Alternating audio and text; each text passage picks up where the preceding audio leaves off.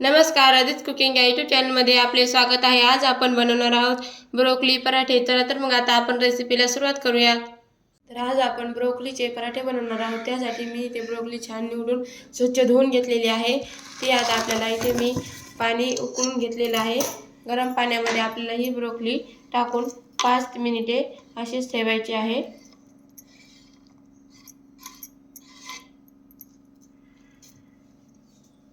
तर इथे मी 5 मिनिटे ब्रोकोली पाण्यामध्ये छान भिजवून घेतलेली आहे। आता आपण ती मिक्सरमध्ये काढून घेऊया।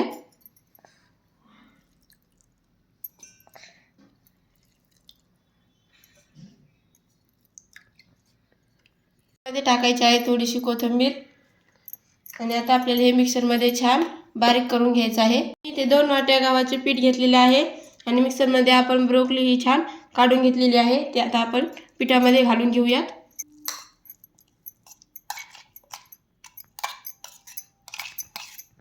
तर आता यामध्ये टाकायचं आहे चवीपुरतं लाल तिखट। तुम्ही इथे हिरवी मिरचीही टाकू शकता, थोडंसं जिरा पावडर, थोडंसं धना पावडर, थोडीशी इथे कस्तुरी मेथी टाकत आहे, चवीपुरतं मीठ आणि आता आपल्याला हे छान असं मिसळून घ्यायचं आहे।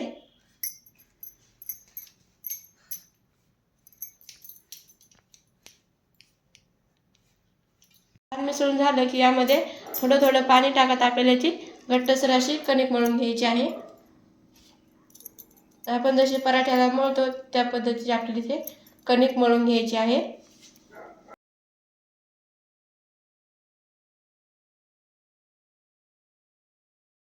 इथे छान असा गोळा मळून घेतलेला आहे।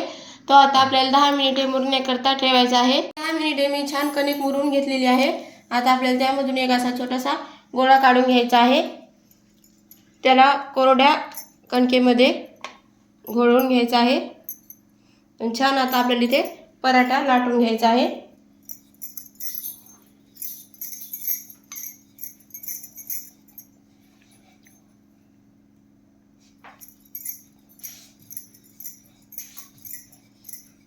ब्रोकोलीमध्ये खूप असे प्रोटीन असतात, व्हिटॅमिन सी, फायबर खूप असतात। त्यामुळे शरीरासाठी आपल्याला ब्रोकोली ही खूप फायदेशीर असते। त्यामुळे हिवाळ्यामध्ये ब्रोकोली ही आवर्जून खाल्ली गेली पाहिजे। ब्रोकोलीमुळे शुगर ही नियंत्रणात राहते।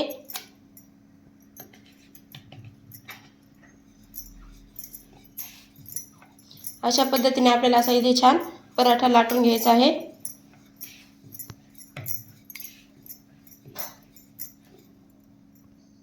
तर इथे आपला पराठा छान असा लाटून तयार झालेला आहे। आता आपण तो भाजून घेऊयात। त्यासाठी मी इथे तवा गरम करून घेतलेला आहे। त्यावरती आपण टाकून छान असा पराठा इथे भाजून घेऊयात आणि अशाच पद्धतीने आपण दुसरेही सर्व पराठे करून घेऊयात। तर 1-2 मिनिटांनंतर आपण पराठा पलटून घेऊयात। तुम्ही पाहू शकता छान असा इथे आपला पराठा भाजलेला आहे एका बाजूने। दुसरी बाजू आपण अशीच भाजून घेऊयात। पराठ्यामध्ये थोडंसं आपण तेल लावून घेऊया। तुम्ही इथे तूप किंवा बटरही वापरू शकता।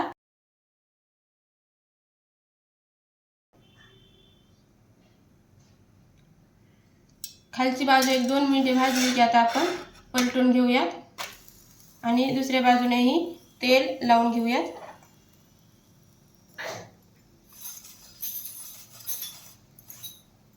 छान तयार झालेला आहे। तो आता आपण काढून घेऊयात आणि अशाच पद्धतीने आपण आता सर्व पराठे बनवून घेऊयात।